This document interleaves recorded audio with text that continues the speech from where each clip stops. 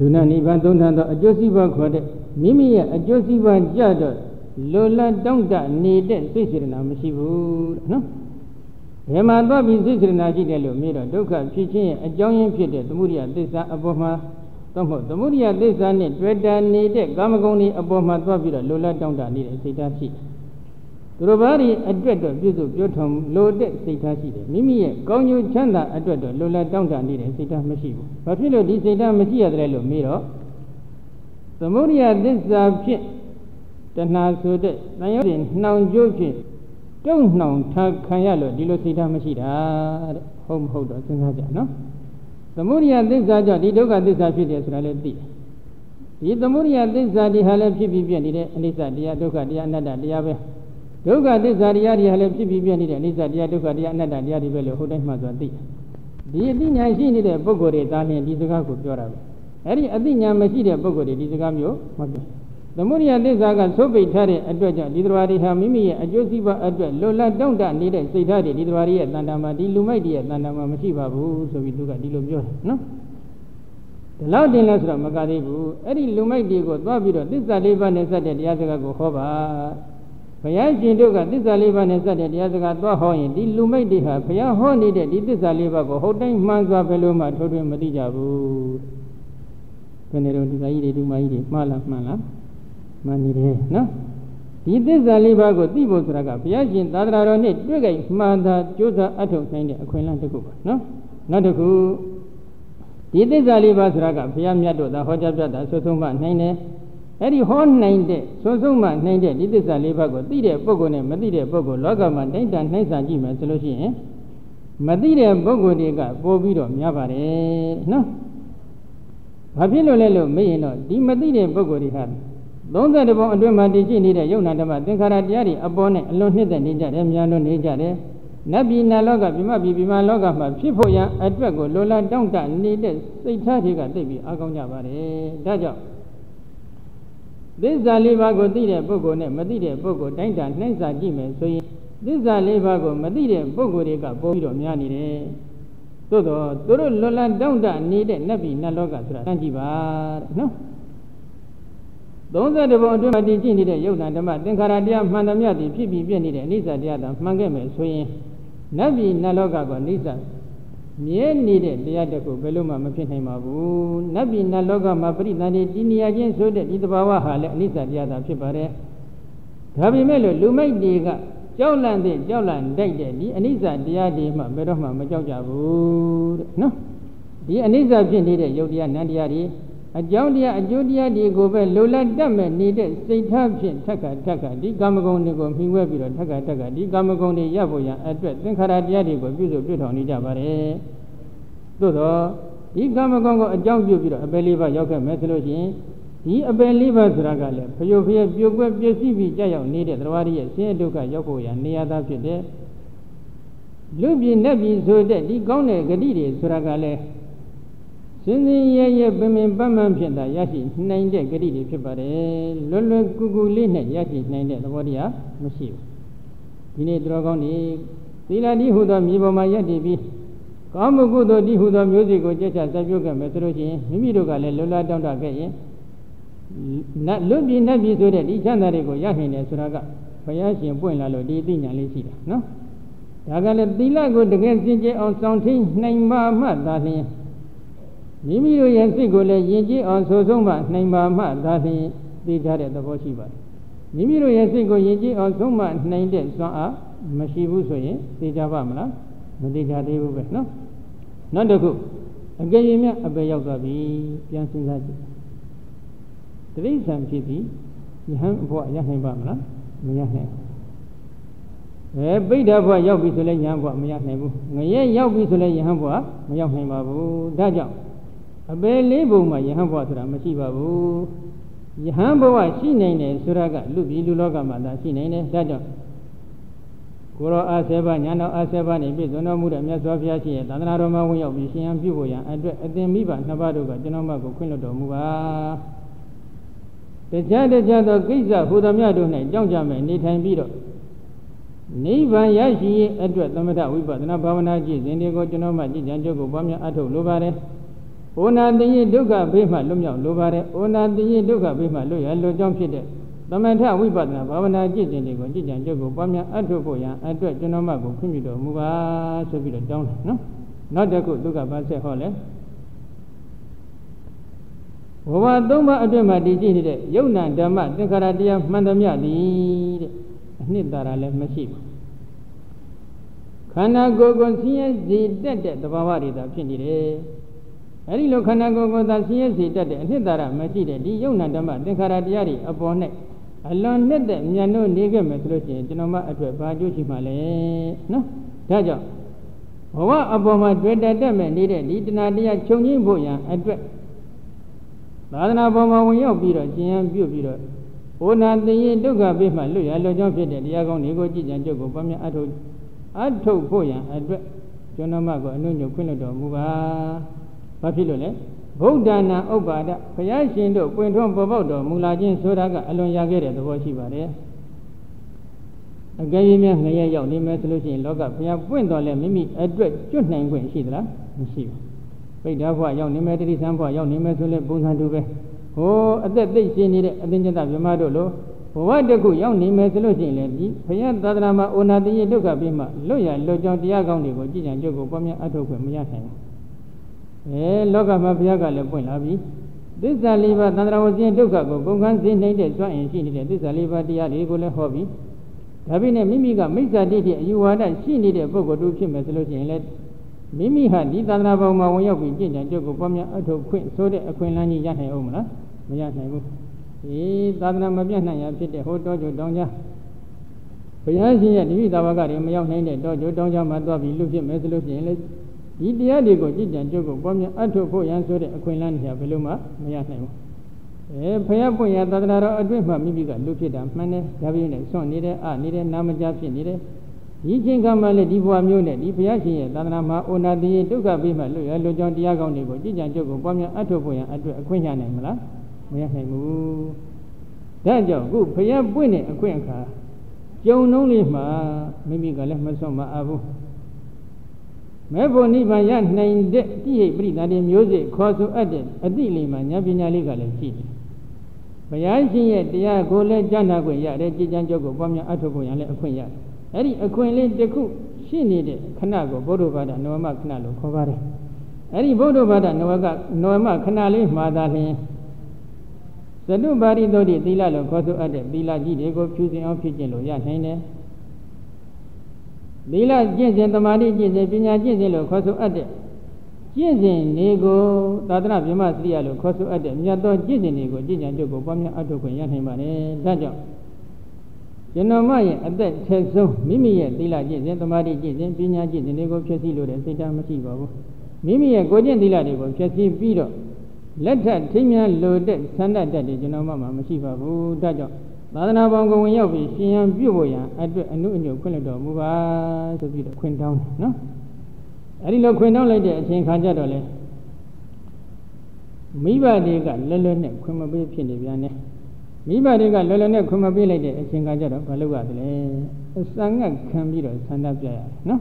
်ကဲဒီနေ့ကနေစပြီးတော့ရှင်ရန်အဖြစ်ကိုမရသေးသမျှကာလပတ်လုံးကျွန်တော်မဒီအစာဟာရကိုဘယ်တော့မှမစားတော့ပါဘူးဆိုပြီးတော့အိပ်ရတယ်လှဲပြီးအိပ်တော့ပြီအဲဒီလိုလှဲအိပ်လိုက်တဲ့အချိန်ကကျတော့မိဘတွေကလည်းအမတန်ဆင်းဆင်းရဲကြတယ်နော်ဆင်းဆင်းရဲပြီးတော့မိဘတွေကလည်းငိုကြတယ်အမေကလည်းငိုတယ်အဖေကလည်းငိုတယ်မျက်ရည်ပြည့်နေတဲ့မျက်နှာတွေဖြစ်နော်လာပြီးတော့ချော့ကြတယ်လာပြီးဘယ်လိုပင်ချော့တော့လဲသူ့မိသားမင်းသမီးလေးဘက်ကတော့ပြန်ပြီးတော့အလျော်ပေးတဲ့စိတ်ဓာတ်မရှိပါဘူးနော်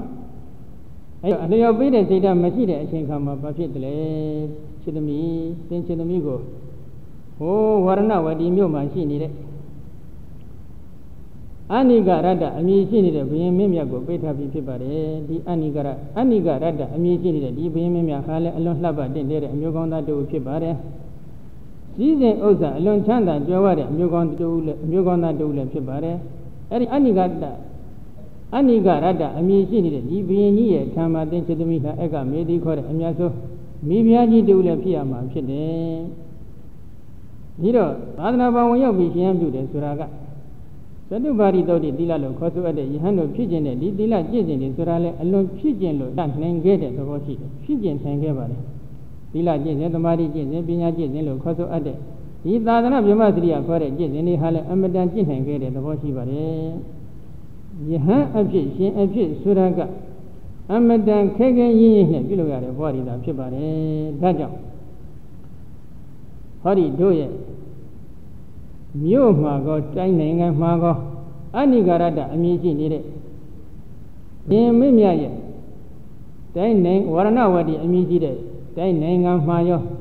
နိုင်ငံနှစ်ခုလုံးမှာရှိနေတဲ့စိစိဥစ္စာတွေဟာသင်္ချေသမီးရဲ့လက်တွင်းကိုရောက်ရှိနေတဲ့စိစိဥစ္စာတွေသာဖြစ်ပါတယ်အဲ့ဒီစိစိဥစ္စာတွေအပေါ်၌သင်္ချေသမီးတွေအစိုးတရားပြုလုပ်နိုင်တဲ့စွမ်းအင်တွေရှိပါတယ်ဒီစိစိဥစ္စာတွေကိုခုလိုငရောခြင်းအချိန်ကမှသုံးဆောင်ခံစားပါဦးသင်္ချေသမီးဟာငရွယ်နုနယ်သေးတဲ့ပုဂ္ဂိုလ်သာဖြစ်ပါတယ်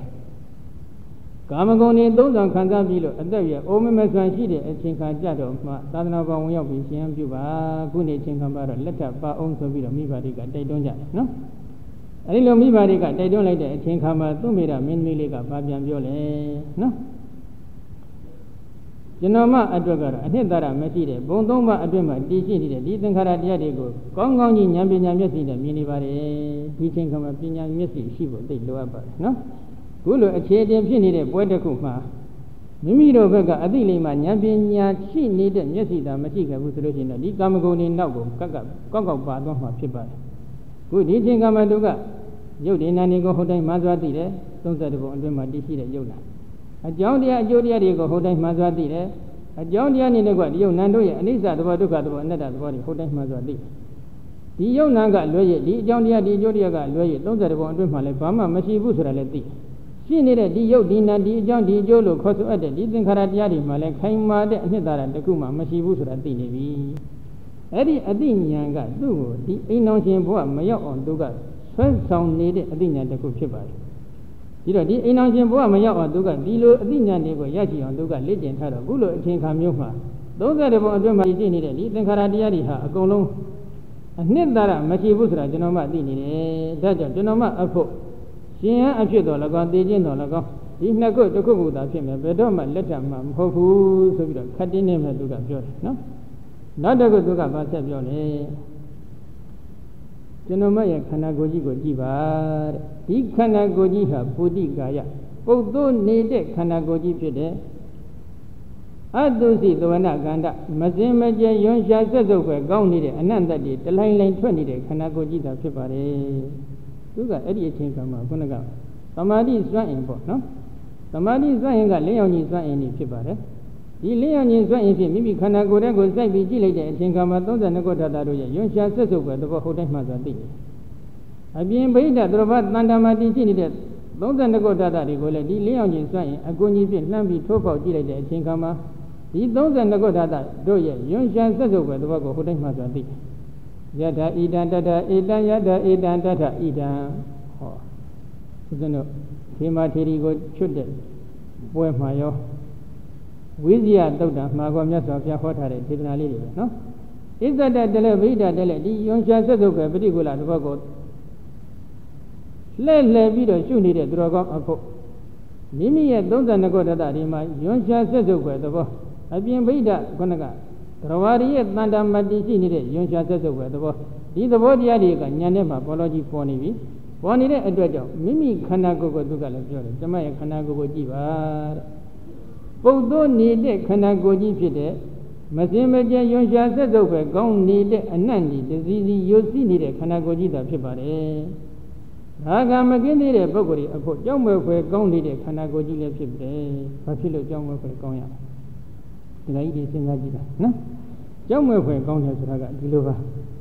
ဒါကမကင်းတဲ့ပုဂ္ဂိုလ်တွေကဒီခန္ဓာကိုယ်ကိုခုနကတဏှာတို့ပေါင်းသားတို့စသည်ဖြင့်အဝဇ္ဇတို့နဲ့ပြုပြင်မှမှပြီးပေးထားလိုက်တဲ့အချိန်ခါမှာအမတန်တက်မဲ့တဲ့ပုဂ္ဂိုလ်တွေအဖို့ဒီနှစ်တဲ့တာယာမှုဖြင့်ရစ်ပါနှောင်ဖွဲ့ပြီးတည်နေတဲ့အချိန်ခါမှာပြုံးကနေတည်သွားကြမယ်ဆိုလို့ရှိရင်ဘယ်ရောက်မလဲငရဲနဲ့တိရစ္ဆာန်2မျိုးတစ်မျိုးမျိုးသောဘုံဘဝရောက်မယ်ဒီနည်းအပယ်လေးဘုံရောက်ဒီလိုဆိုလို့ရှိရင်ရာဂမကင်းတဲ့ပုဂ္ဂိုလ်တွေကဒီလိုနှစ်တဲ့တာယာမှုနှစ်သက်တာယာပဲကောင်းနေတဲ့အာယုန်နေဟာရာဂမကင်းတဲ့ပုဂ္ဂိုလ်တွေအတွက်ကြောက်မွဲ့ဖွယ်ကောင်းတဲ့အာယုန်နေမဖြစ်ဘူးလားဖြစ်နေတယ်နော် ဒါကြောင့်ကျွန်တော်မရဲ့ခန္ဓာကိုယ်ဟာတကယ်တော့ပြောမယ်ဆိုလို့ရှိရင်ငါကမကင်းသေးတဲ့ပုဂ္ဂိုလ်တွေအတွက်ကြောက်မွဲ့ဖွယ်အလွန်ကောင်းတဲ့အာယုံတစ်ခုသာဖြစ်ပါတယ်နော်နောက်တစ်ခုသေအိတ်ကြီးတစ်ခုရှိတယ်အဲ့ဒီသေအိတ်ကြီးထဲမှာမစင်မကြရွံရှာဆက်စုပ်ပဲကောင်းနေတဲ့ပို့လောက်တွေအပြည့်ထည့်ထားအဲ့ဒီပုံစံအတိုင်းပဲကျွန်တော်မရဲ့ခန္ဓာအင်းကြီးဟာလဲမစင်မကြရွံရှာဆက်စုပ်ပဲကောင်းနေတဲ့ပိုးလောက်တွေအပြည့်ထည့်ထားတဲ့တရားအကြီးနဲ့တူပါတယ်အဲ့ဒီဥစ္စာကတော့ဦးဇင်းတို့ဝိပဿနာရှုွက်တစ်ခုဖြစ်ပါတယ်ဒီတော့ခုနကဝိပဿနာပဲရောက်နေတဲ့သူတော်ကောင်းကဦးဇင်းတို့သေအတုပမှာတစ်မျိုးပေါ့နော်ရှင်အတုပကြလို့ရှိရင်တော့၃မျိုးလောက်ခွဲရှုရပါတယ်32ခုဓာတ်တို့ရဲ့ရွှေရှာဆက်စုပ်ပဲသဘောကိုအာယုံယူပြီးရှုတယ်ဒါလည်းသဝိညာဏကအတုပလို့ခေါ်တယ်ခုပိုးလောက်တင်းနဲ့ပြည့်နေတဲ့မိမိခန္ဓာအေးသူတော်ဘာခန္ဓာအေးထိုခြင်းကမှဝိပဿနာဉာဏ်၄အောင်ကြီးစွန့်ရင်တွေကလည်းအလွန်ကောင်းနေတယ်အကောင်းနေတဲ့ဒီဝိပဿနာဉာဏ်၄အောင်ကြီးစွန့်ရင်အကုန်ကြီးဖြစ်မိမိခန္ဓာရင်သူတော်ဘာခန္ဓာရင်ကိုထိုးပေါက်ပြီးကြည့်လိုက်တဲ့အချိန်ခါမှာမိမိခန္ဓာအိမ်ထဲမှာလည်းမစင်မကြရွှေရှာဆက်စုပ်ပဲကောင်းနေတဲ့ပိုးလောက်တွေအပြည့်ရှိနေတာကိုတွေ့တယ်သူတော်ဘာတို့ရဲ့ခန္ဓာအိမ်အထွတ်သဖြင့်ခုလိုပေါ့မိမိနှစ်သက်မြန်တို့ခွေရလက်တထင်းမြမဲ့ပုဂ္ဂိုလ်ရဲ့ခန္ဓာအိမ်ပေါ့ဒီခန္ဓာအိမ်တွေကိုလှမ်းပြီးကြည့်လိုက်မယ်ဆိုလို့ရှိရင်လေထိုခန္ဓာအိမ်အတွင်းမှာလည်းမစင်မကြရွှေရှာဆက်စုပ်ပဲကောင်းနေတဲ့ပိုးလောက်တို့ပြင်အတိပြည့်နေတာကိုသွားတွေ့ပြီဣဇဒတလည်းဗိဒ္ဓတလည်းကျင်ဖန်များစွာထက်ကရှုရပါတယ်အဲဒီလိုရှုလိုက်တဲ့အပိုင်းမှာပေါ့လေဝိပဿနာဘင်းကိုယောဂီကရောက်နေပြီဖြစ်တော့32ခုဓာတ်တို့ကိုဣဇဒဗိဒ္ဓခောက်တကောပြန်ရှုတဲ့အပိုင်းမှာပဲဖြစ်ဖြစ်ဘိုးလောက်တင်ကိုခောက်တကောပြန်ဣဇဒဗိဒ္ဓရှုတဲ့အပိုင်းမှာပဲဖြစ်ဖြစ်ကလအမှုံလေးတွေကိုလွယ်လွယ်နဲ့တွေ့တတ်ပါတယ်မတွေ့ရင်လည်းထိုအချိန်ခါမှာဒီဓာလိပါဖမ်းပြီးဆက်လိုက်ပါဆက်လိုက်မယ်ဆိုလို့ရှိရင်တော့အဲ့ဒီအချိန်ခါမှာကလအမှုံလေးတွေလွယ်လွယ်နဲ့တွေ့နိုင်ပါတယ်အဲ့ဒီကလအမှုံလေးတွေကိုသိသိပြီးတော့တခါအနိစ္စဒုက္ခအနတ္တလက္ခဏာရေးသုံးတန်တင်းပြီးတော့ပြန်ရှုရပါတယ်ခုဒီအပိုင်းကတော့အတုပသဘောရှုနေတဲ့အပိုင်းပဲနောက်အတုပတစ်ခုကတော့အဲ့ဒီကလအမှုံလေးတွေဖြစ်သွားပြီဆိုလို့ရှိရင်လည်းဒီကလအမှုံလေးတွေမှာမစင်မကြရွှေရှာဆက်စုပ်ပဲကောင်းနေတဲ့အနတ်အတ္တအစင်းအနတ်စသဖြင့်ဖြစ်ရွှေရှက်နေတယ်ရွှန်ရှက်နေတဲ့အတွက်ကြောင့်ဒီယုတ်တရားပရမတ်ယုတ်တရားတွေဟာလည်းယွန်ရှာဆက်စုပ်ပဲအတုပသဘောသာဖြစ်တယ်။အဲ့ဒီအတုပသဘောကိုညာနဲ့မြင်အောင်ကြည့်ပြီးတော့ဣဇဒတလည်းဗိဒ္ဓတလည်းရှုရ။ခုဒီနေရာမှာသူမေရမင်းသမီးလေးကအဲ့ဒီပုံစံကိုသူကစနစ်တကျရှုနိုင်တယ်နော်။မိမိယုတ်နာတန်တန်အစဉ်ကိုကြည့်လိုက်တော့လဲမစင်မကြယွန်ရှာဆက်စုပ်ပဲပိုးကောင်တွေအပြည့်ထည့်ထားတဲ့တေအိတ်ကြီးကဲ့သို့မြင်နေတယ်။သူတို့ဘာလို့ရဲ့ယုံနာတဏ္ဍအစဉ်ကိုသူတို့ဘာခန္ဓာအင်ကိုလှမ်းကြည့်လိုက်တဲ့အချိန်ခါမှာလဲမစင်မကြရွှန်ရှာဆက်စုပ်ပဲကောင်းနေတဲ့ဘိုးလောက်ဒီအပြည့်ထက်ထားတဲ့တေအကြီးအပြင်မြင်နေပြီအဲ့ဒီလိုမြင်တာဟာဒကာကြီးတွေဒကာကြီးတွေကောင်းလားမကောင်းလားကောင်းရင်ဘယ်လိုလုပ်မလဲဟမ်ကောင်းတော့ကောင်းနေဟုတ်တယ်မလားဒါပေမဲ့ဆိုတဲ့ကွက်လက်ကလေးတွေပြည့်တော့မဝင်ကြနဲ့နော်ကောင်းတယ်ဆိုလို့ရှိရင်တော့ဒီသံဃာတော်တွေမှာဒီအသိဉာဏ်လေးတွေကရနိုင်တဲ့အဆင့်ရှိပါတယ်ဒီနေ့ကြိုးစားလို့ရှိရင်လည်းဒီနေ့ရာကောင်းရနိုင်ပါတယ်ရာကောင်းရနိုင်တယ်ဆိုတာကတော့မိမိတို့ရဲ့ပါရမီအားလျော်စွာပေါ့နော်အဲဒီတော့ဒီလိုပိုးလောက်တင်းနဲ့ပြည့်နေတဲ့သဘောကိုမြင်တဲ့အတွက်ဘာသူကပြောတယ်အမေစဉ်းစားကြည့်စမ်းပါဒီလောက်တော့မစင်မကြရွှန်ရှာဆက်စုပ်ပဲကောင်းနေတဲ့ပိုးလောက်တင်းအပြည့်ထည့်ထားတဲ့ဒီအကြီးနဲ့တူနေတဲ့ဒီခန္ဓာအင်ကြီးကိုကျမဘလူကိုပေးရမှာလေဟောသူပြောတဲ့စကားလေးကြည့်ပေးလိုက်မယ်ဆိုလို့ရှိရင်ဘာပေးတာနဲ့အတူတူလဲမစင်မကြရွှန်ရှာဆက်စုပ်ပဲကောင်းနေတဲ့ပိုးလောက်ကြီးအပြည့်ထည့်ထားတဲ့ဒီအကြီးတစ်ခုကိုသူများသွားပေးတာနဲ့မတူဘူးလားတူနေတယ်ဒါကြောင့်ဒီလိုအတိတုဉာဏ်တို့ရှိခြင်းဒီတခါကြီးဒီကောင်းသလားမကောင်းဘူးလားသိကောင်းတယ်သာသနာဝဆင်းဒုက္ခမှကျွတ်ခြင်းလွတ်ခြင်းနေတဲ့သူတော်ကောင်းကြီးရဲ့တန်တမှဒီစိတ်တက်ကလေးတွေကိန်းဝလောက်အောင်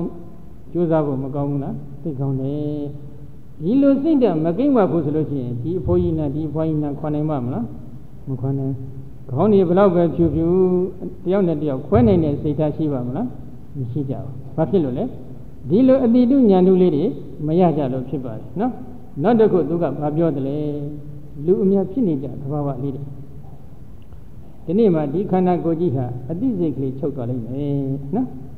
အတိစိတ်ကလေးဒီနေ့ချုပ်သွားပြီဆိုလို့ရှိရင်ဒီခန္ဓာကိုယ်ကြီးဟာအတိစိတ်ကင်းနေတဲ့အတွက်သူသေးကောင်းဆိုပြီးလောကကတတ်မှတ်လိမ့်မယ်အဲ့ဒီလောကကသူသေးကောင်းလို့တတ်မှတ်ထားတဲ့ဒီကျမရဲ့ခန္ဓာကိုယ်ကြီးကိုသုတ်တန်တင်ញိုင်သွားပြီးတော့စွန့်ပစ်ပါလိမ့်မယ်နော်ဒါကဓမ္မတာပဲအဲ့ဒီလိုသုတ်တန်တင်ញိုင်ကိုသွားပြီးစွန့်ပစ်လိုက်တဲ့အချိန်ခါမှာဘယ်လိုသဘောနဲ့စွန့်ပစ်လိုက်လို့မေးရင်တန်ဖိုးမရှိနေတဲ့လက်ပံတုံးကဲ့သို့ထင်းတုံးတစ်ခုကိုသုတ်တန်မှာသွားပစ်တဲ့ပုံစံအဖြစ်သွားပစ်မှာပါငက်ွက်တွေ့တာမှုရှိသလားမရှိဘူး အဲဒီလိုသွားပြီးစွန့်ပြစ်တဲ့ပုဂ္ဂိုလ်တွေကဘယ်လိုရည်ရွယ်ချက်နဲ့သွားပြီးစွန့်ပြစ်တယ်လို့မေးရင်ယွန်ရှာဆက်ဆုပ်လွန်းလို့သွားစွန့်ပြစ်တာနှစ်သက်မြန်လို့စွန့်ပြစ်တာဟုတ်သလားမဟုတ်ဘူးယွန်ရှာဆက်ဆုပ်ထားမှဘယ်လောက်ထိယွန်ရှာဆက်ဆုပ်တယ်လို့မေးရင်သုတ်တမတိအလောင်းကောင်းကြီးကိုပြစ်ခဲ့ပြီးပြစ်ပြီးတဲ့အချိန်ခါမှာတို့ဟာအမတန်ဆက်ဆုပ်ွယ်ကောင်းတဲ့ဒီအလောင်းကောင်ရဲ့နောက်ကနေတို့လိုက်မိလေချင်းဆိုပြီးတော့အမတန်ယွန်ရှာတဲ့အနေအချင်းတို့ဆင်းပြီးတော့ရေချိုးကြတယ်ဒါကရှေးခေတ်ဝါဒပဲနော်သုတ်တန်အတုပလိုက်ပို့ပြီးဆိုလို့ရှိရင်ပို့နေတဲ့ပုဂ္ဂိုလ်တွေကယွန်းလွန်းလို့နော်သုတ်တန်ဒီအလောင်းကောင်နောက်ကတို့လိုက်မိလေချင်းဆိုပြီးယွန်းလွန်းလို့ရေထဲမှာဆင်းပြီးတော့ရေချိုးကြတယ်ချိုးလိုက်တဲ့အချိန်ကမှအိုးစားတွေအကုန်လုံးအစိုးခံတယ်အကုန်လုံးလျှော်ပြစ်တယ်အဲဒီရေဆင်းချိုးတဲ့အထက်မှာဘလူပါတယ်လို့မေးရင်အလွန်ချစ်ပါတယ်ခင်ပါတယ်မြတ်လို့ပါတယ်လို့ခေါ်ဆိုနေတဲ့မိဘတွေတော်လဲပါကြပါတယ်မိမိရဲ့အမေရင်အဖေရင်တွေတော်လဲပဲဒီအလောင်းကောင်နောက်ကတို့လိုက်မိလေချင်းဆိုပြီးတော့စိတ်ထဲမှာယွန်းရှာဆက်ဆုပ်တဲ့အတွက်ကြောင့်ဆင်းပြီးရေချိုးကြပါတယ်နော်ဒါကြောင့်အနှစ်သာရမရှိတဲ့ဒီခန္ဓာကိုယ်ကြီးထဲမှာလူမိုက်တင်ကသာလင်မျိုးမတက်ဆွဲလန်းပြီးတော့တူးနဲ့တူနှစ်တဲ့မြန်လို့နေကြတာပါဒီခန္ဓာကိုယ်ကြီးကိုပြန်ကြည့်လိုက်မယ်ဆိုလို့ရှိရင်အကောင်ပုတ်ကြီးဖြစ်တယ်အဲ့ဒီအကောင်ပုတ်ကြီးမှာအယိုးတွေအကြော့တွေဖြစ်စုပေါင်းပြီးတော့ရစ်ပနှောင်းဖွဲ့ထားပါတယ်ကျင်းကြီးတွေကျင်းငယ်တွေနှက်တွေတွေအလုံးပြည့်တယ်အဲ့ဒီလိုပြည့်နေတဲ့ဒီခန္ဓာကိုယ်ကြီးကိုဉာဏ်မျက်စိနဲ့လှမ်းပြီးခွဲကြည့်ပါနော်အကယ်၍သာဉာဏ်မျက်စိနဲ့ခွဲကြည့်လို့ရခဲ့လို့မိမိဒီခန္ဓာကိုယ်ကြီးရဲ့အတွင်းသားတွေကိုပြောင်းပြန်လှမ်းပြီးတော့အပြစ်ဘက်မှာထားကြည့်ပါအတွင်းသားတွေကိုအပြင်သားတွေကိုအတွင်းသားတွေကိုအပြင်မှာပြောင်းပြန်လှမ်းပြီးဒီလိုထားမယ်ဆိုလို့ရှိရင်အဲ့ဒီအနံ့ကိုဘယ်လိုခံနိုင်မလဲဒီကကြီးတွေဒီမကြီးတွေဟုတ်သလားမဟုတ်ဘူးလားဟမ်ဟုတ်တယ်အဲ့ဒီအနံ့တွေကိုဘယ်လိုခံနိုင်မလဲအမတန်ချစ်ပါတယ်ဆိုတဲ့အမေရင်အဖေရင်တွေတော့လည်းပဲဒီအနံ့ကိုမခံနိုင်တဲ့အတွက်အလွန်ယွန်းရှာဆက်ဆုပ်ကြမှာကျင်းသိဧကံဖြစ်ပါတယ်ဒီသဘောတရားတွေကိုသူကဘယ်လိုမြင်တယ်လဲဝိပဿနာဉာဏ်နဲ့စနစ်တကျမြင်နေတယ်နော်ဒီတော့ဒီဝိပဿနာဉာဏ်ဒီတိအတုပဘာဝနာလို့ခေါ်ပါတယ်ဒီလိုအတုပဘာဝနာတွေပွားများထားခြင်းသည်ဒီကကြီးတွေဒီမကြီးတွေတန်ဖိုးရှိတဲ့စိတ်ဓာတ်ကလေးတွေအလွန်ကိန်းဝမလာနိုင်ဘူးလားကိန်းဝလာနိုင်တယ်ဒီလိုတန်ဖိုးရှိနေတဲ့စိတ်ဓာတ်တွေကဒီတာယာမှုနှစ်သက်မှုတွေ့တာမှုမမောမှုတွေကိုသူကဖြတ်တော့ပြစ်နိုင်တဲ့စွမ်းအားရှိပါတယ်ဒီဖြတ်တော့ပြစ်နိုင်တဲ့စွမ်းအင်လေးတွေမိမိတို့ရဲ့ယုံနာတဏ္ဍအစင်မှာကိန်းဝလောက်အောင်သရဝရိဟဘာလို့ရမလဲကြိုးစားဖို့လိုတယ်ကြိုးစားလိုက်တဲ့အပိုင်းမှာသူကဘာလို့လဲခန္ဓာ၅ပါးကိုဟိုတိုင်းမှန်စွာသိခန္ဓာ၅ပါးဆိုတာကတော့ဦးဇင်းတို့ရုပ်တွေပေါ့နော်ရုပ်ကတစ်ပုံနံတရားတွေမှာဝေဒနာတစ်ပုံသင်ညာတစ်ပုံသင်္ခါရတစ်ပုံအသိစိတ်တစ်ပုံ၄ပုံပေါင်းလိုက်တော့၅ပုံဒီယုတ်တရားနံတရားတွေပဲဒီယုတ်တရားနံတရားတွေကို၅ပုံပုံလိုက်တော့ခန္ဓာ၅ပါး12ပုံပုံလိုက်တော့အာယနာ12ပါး18ပုံပုံလိုက်တော့ဓာတ်18ပါးအဲ့ဒီခန္ဓာရဏဓာတ်ဆိုတဲ့ဒီသဘောတရားတွေကိုဟိုတိုင်းမှဆိုသိပြီးတဲ့အချိန်ခါမှာနောက်တစ်ဆင့်တက်ပြီးတော့ဗာတိအောင်ကြိုးစားရတယ်ခုနကပြောခဲ့တဲ့အတိုင်းသင်္ခတဒီခန္ဓာ၅ပါးဒီယုတ်တရားနံတရားတွေဒီအကြောင်းပဲတက်တက်ဖြစ်နေသည်မဟုတ်ဆင်ရအကြောင်းတရားတွေကပေါင်းစုပြီးပြုပြင်ပေးသည့်အတွက်ကြောင့်ဒီခန္ဓာ၅ပါးယုတ်တရားနံတရားတွေဖြစ်ပေါ်လာရတယ်အဲ့ဒီသဘောကိုသူကဟိုတိုင်းမှဆိုသိယောဂီပုဂ္ဂိုလ်ကလည်းဒီသဘောတရားကိုဟိုတိုင်းမှဆိုသိအောင်ကြိုးစားအထောက်ရတယ်ပြီးတော့ဒီအကြောင်းတရားတွေကပေါင်းစုပြီးပြုပြင်ပေးလိုက်လို့ဖြစ်ပေါ်လာရတဲ့ဒီခန္ဓာ၅ပါးယုတ်တရားနံတရားတွေဒီဘဝတစ်ခုမှာဘာကစခဲ့တယ်လို့မေးတော့ဇာတိခေါ်တဲ့ပြိတ္တာတွေဒီနေရာချင်းကစတယ်တနည်းအားဖြင့်ပြောရင်တော့ဖြစ်မှုကစတယ်နော်ဖြစ်ပြီးတာနဲ့တည်ပြီးပြတ်သွားတယ်အဲဒီတော့ဖြစ်ပြီးပြတ်နေတဲ့ဒီသဘောကိုဟိုတိုင်းမှဆိုယောဂဝတ္တပုဂ္ဂိုလ်ကသိအောင်ကြိုးစားအထောက်ရပါတယ်အဲဒီတော့ဒီဖြစ်ပြီးပြတ်နေတဲ့သဘောတရားတွေကိုလှမ်းပြီးကြည့်လိုက်မယ်ဆိုလို့ရှိရင်ဒီယုံနာဓမ္မသင်္ခါရတရားတွေကဖြစ်ချင်းပြချင်းတန်ကြက်ပြအမြဲမပြတ်နှိမ့်ပါနှိမ့်ဆက်ခံရသည့်အတွက်ကြောင့်တို့ဟာဒုက္ခလားဒုက္ခလားလို့မေးရင်ဘယ်လိုဖြစ်မလဲဒုက္ခပဲဘာကြောင့်လဲဖြစ်ချင်းပြချင်းတန်ကြက်ပြအမြဲမပြတ်အနှိမ့်ပါအနှိမ့်ဆက်ခံရတဲ့အတွက်သူ့ကိုဒုက္ခလို့ဘယ်လိုမှမပြောနိုင်ဘူးနော်ဒီတော့အဲ့ဒီလိုဒုက္ခတရားဖြစ်နေတဲ့သဘောကိုကျွန်တော်မှအနေအချင်းကြည့်မယ်ဆိုလို့ရှိရင်ယောနိသောအနုဝိသနာဝိသိဏန္တိဝိပဿနာဉာဏ်ပညာဖြင့်ဟုတ်တိုင်းမှန်စွာထိုးထွင်းပြီးတော့ကျွန်တော်မှသိနေပြီအဲ့ဒီလိုသိနေတဲ့ပုဂ္ဂိုလ်တယောက်ကဘယ်လိုအကြောင်းတရားကြောင့်အခြားပုဂ္ဂိုလ်တုံးနဲ့သွားပြီးတော့လက်ထနိုင်ရမှလဲဘယ်နဲ့ဒီကကြီးတွေကောင်းလားမကောင်းလားသိကောင်းတယ်နော်သန္တရာဝဇင်းဒုက္ခမှာကျွကျင်လွတ်ကျင်တယ်ဆိုလို့ရှိရင်တော့ဒီစိတ်ထားလေးတွေကင်းဝလာဖို့သိပြီးတော့လိုတယ်နောက်တစ်ခုသူကဗတ်ဆက်ဟောလေသူ့ရဲ့ဘုဒ္ဓကျော်ပုံလေးပဲမြတ်စွာဘုရားသုတ်တန်လေးတစ်ခုဟောထားပါတယ်နော် จิตตยันโดပုဂ္ဂိုလ်တယောက်ကအကယ်၍များလာပြီးပြောမယ်ဆိုရင်မနေ့မှလှမ်းအချက်300နေ့လယ်မှလှမ်းအချက်300ညနေမှလှမ်းအချက်300ဒီနေ့လျင်လှမ်းအချက်ပေါင်း300ပေါ့နော်မနေ့မှလှမ်းချက်ပေါင်း100နေ့လယ်မှ100ညနေမှ100ဒီနေ့လျင်လှမ်းအချက်ပေါင်း300အဲ့ဒီလို300နှစ်ပေါင်း100ပြည့်အောင်အထောက်ခံလို့ရှိရင်သင်တို့သန္တရာဝဆင်းရဲဒုက္ခကြီးကုန်သွားမယ်လို့ပုဂ္ဂိုလ်တို့ကလာပြီးပြောမယ်ဆိုကြစို့အကယ်၍သာသန္တရာဝဆင်းရဲဒုက္ခကုန်ရိုးမှန်ခဲ့မယ်ဆိုလို့ရှိရင်တော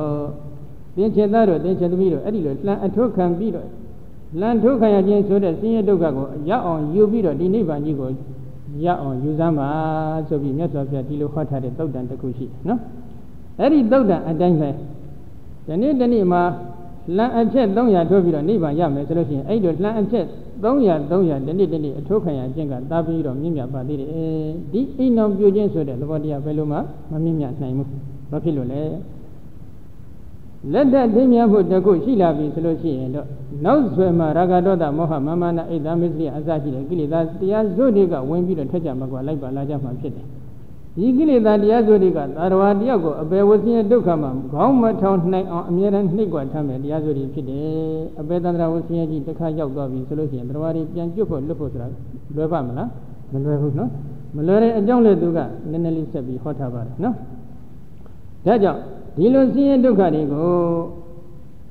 ုကြောက်ရွံ့တဲ့အတွက်ဒီလိုဆင်းရဲဒုက္ခတွေရှိနေတဲ့သရဝတွေမှာသန္တရာခီးဆိုတာကအမတန်ရှိပါတယ်အဲ့ဒီသန္တရာခီးတဲ့မှာသရဝတွေဟာအဖမအတ္တအမျက်မပြတ်အိုနာတည်ရဒုက္ခပိဋိဖြင့်နှိမ့်ပါနှိမ့်ဆက်ခံရရတယ်အပေပိစုကြီးဖြင့်အမျက်မပြတ်နှိမ့်ပါနှိမ့်ဆက်ခံရပါတယ်ဒီလူပြည်နတ်ပြည်ဆိုတာကြည့်လိုက်လူပြည်နတ်ပြည်ဆိုတဲ့သဘောတည်းကြည့်လိုက်မယ်ဆိုလို့ရှိရင်လေဒီအိုနာတည်ရဒုက္ခပိဆိုတဲ့တန်ကြက်တည်းဖြင့်အမျက်မပြတ်နှိမ့်ပါနှိမ့်ဆက်ခံရတယ်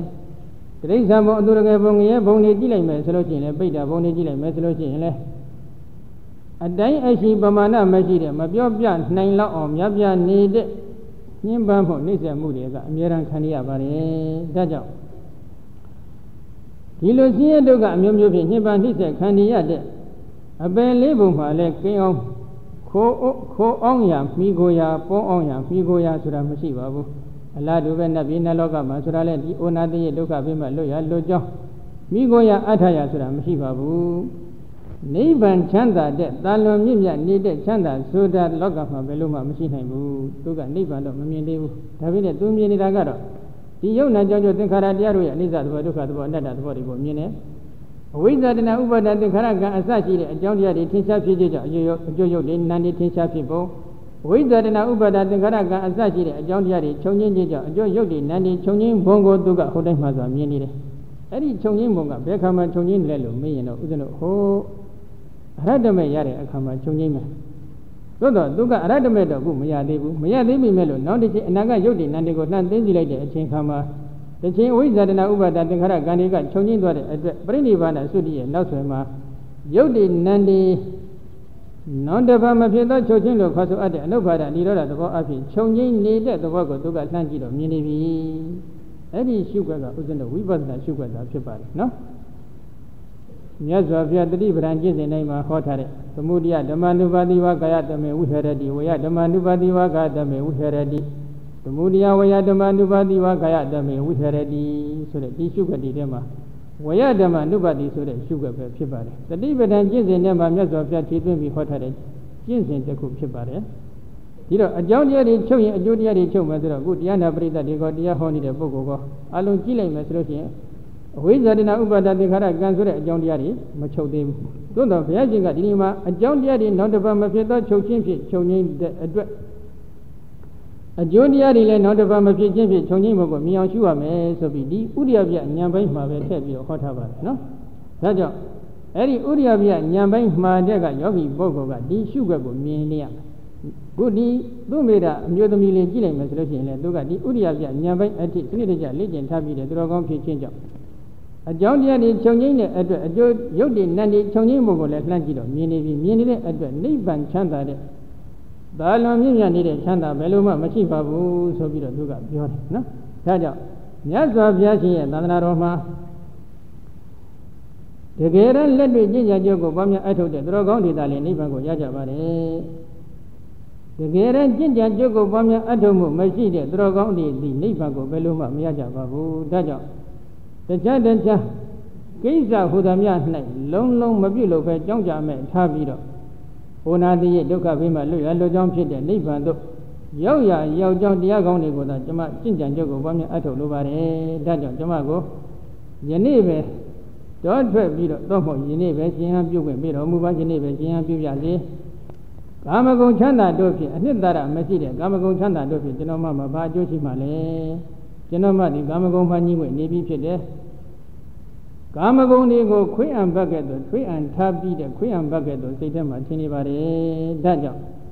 ကာမဂုဏ်အပေါ်မှာတွေ့တတ်မဲ့နေတဲ့တဏှာတရားကိုလည်းသမ်းမင်ငုတ်ရဲ့တရားကဲ့သို့ကျွန်တော်မှပြုပြီးဖြစ်ပါတယ်ဒါကြောင့်ဒီနေ့ပဲကျွန်တော်မှဒီသဏ္ဍာန်ပေါင်းတော့ဝင်ရောက်ပြီးပြန်ပြုပြစေဆိုပြီးတော့သူကမိဘတွေတန်ခွင့်တောင်းတယ်နော်ဒါပေမဲ့လို့ပြဿနာကဘာပေါ်လာသလဲဘာသာကြောကလည်းနော်လက်ထပ်ဖို့ရန်အချိန်ကြီးကလာပြီးဖြစ်တဲ့အတွက်သူကဟိုဝရဏဝတီမြို့ကနေပြီးတော့သူ့မိသားမင်းသမီးရှိရဘက်တော့သူကလက်ထပ်ဖို့ရန်ဆိုပြီးတော့ခြိတက်လာပြီးဖြစ်ပါတယ်နော်အဲ့ဒီခြိတက်လာတဲ့ပွဲကြီးကတော့နတ်ဗညကြမှာပဲဆက်ပြီးတော့ဟောကြစို့ဒီနေ့ဒီနေရာမှာပဲတရားသိကြစို့ကဲသူတော်ကောင်းအပေါင်းတို့လည်းသူ့မိသားအမျိုးသမီးကို